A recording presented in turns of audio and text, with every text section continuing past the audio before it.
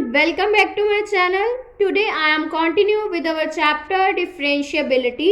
In this video I will discuss about some more questions related to the Allenby theorem, that means Lagrange's mean value theorem.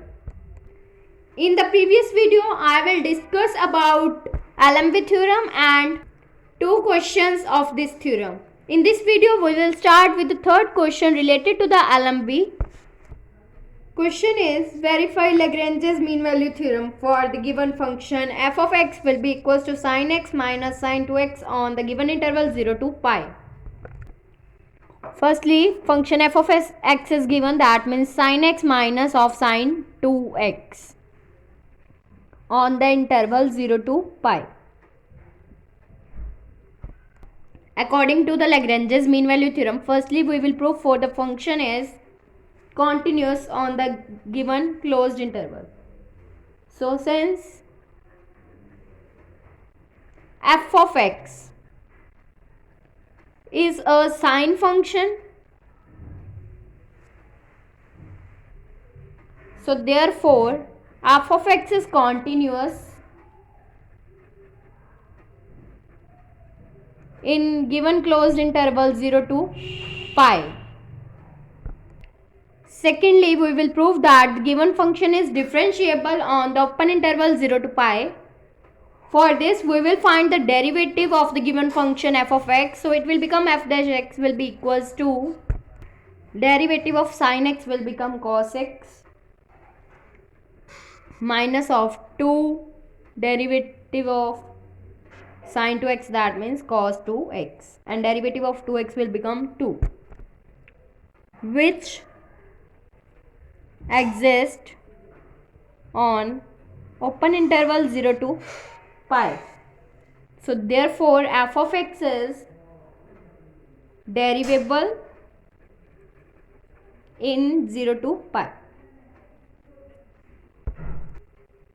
So therefore f of x satisfies both the conditions of Lagrange's mean value theorem. So therefore there exists at least one value of c of x such that f dash of c will be equals to f of b minus f of a upon b minus a. So for f dash c we will put x will be equals to c in this, then it will become cos c minus of 2 cos 2c, which will be equals to f of b. That means we will put in the given function x will be equals to b, then it will become sin b.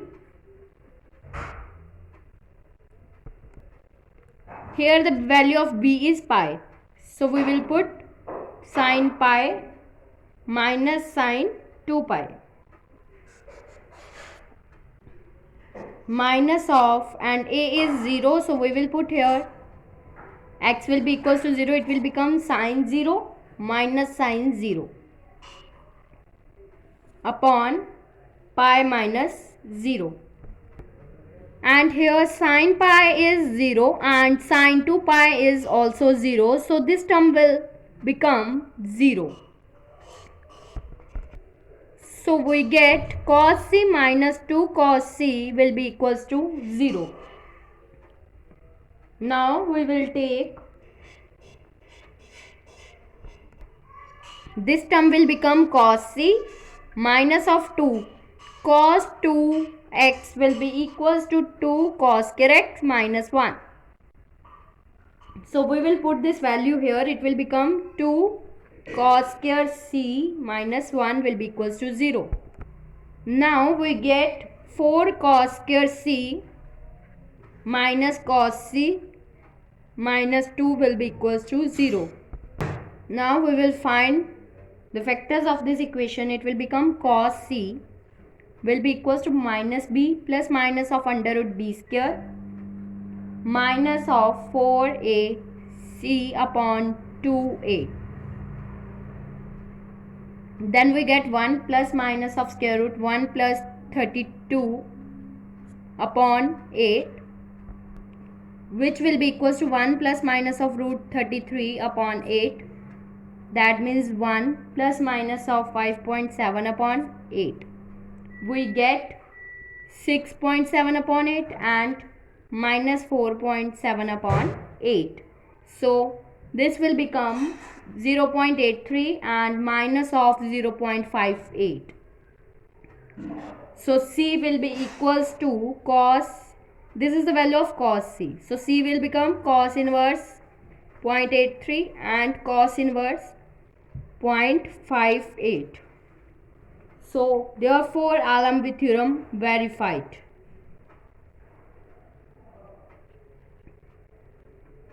Now next fourth question is verify Allenby theorem for the given function f of x will be equals to x minus 1 into x minus 2 in the given interval 0 to 1 by 2. So firstly, this is the equation in a polynomial in x. It is a polynomial in x. If function is polynomial in x, and since every polynomial is a continuous function of f, every polynomial is a continuous function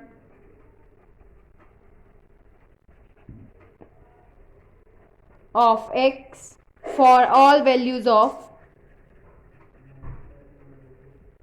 x. So therefore the given f of x is continuous in the given interval 0 to 1 by 2. Secondly, we will show that the given function is derivable in the given open interval 0 to 1 by 2.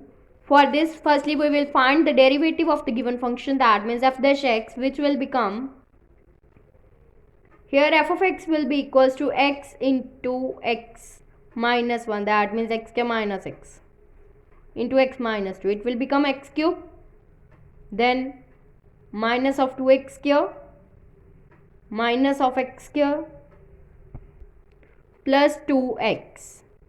It will become x cube minus 3x cube plus 2x. We will find the derivative of this. It will become 3x cube minus 6x plus 2, which exist in the open interval 0 to 1 by 2. Therefore f of x is derivable in open interval 0 to 1 by 2. Therefore f of x satisfies both the conditions of Allenby theorem. So therefore there must exist at least one value c of x in the open interval 0 to 1 by 2 such that f dash of c will be equals to f of 1 by 2 minus of f of 0 divided by 1 by 2 minus 0.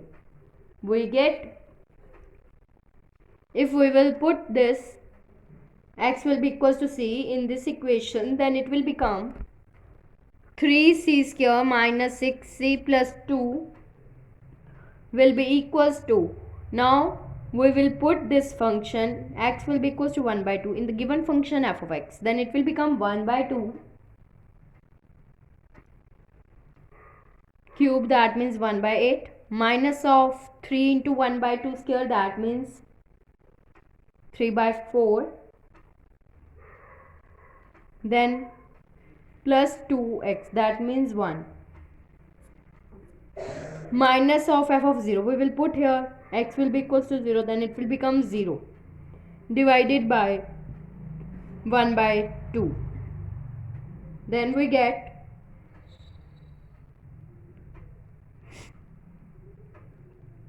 3c square minus 6c plus 2 will be equals to 3 by 4, because this will become 3 by 9 into 2 by 1, that means here 3 by 8, so it will become 4, so 3 by 4. So this will be equals to 3 by 4, then cross multiply, it will become 12c square minus 24c plus 8 will be equals to 3. That means 12c square minus 24c plus 5 will be equals to 0. Now we will solve this equation for c. This equation will become minus b plus minus of under root b square minus 4 into a into c. That means it will become 240 square root upon 2a. That means 2 into 12. So we get 24 plus minus of root 336 divided by 24. Then we get 1 plus minus of root 21 upon 6. So c will become 1 minus of root 21 upon 6. Then we get this will belongs to the given open interval 0 to 1 by 2, because this will be equals to 0.26. So this Allenby theorem is verified.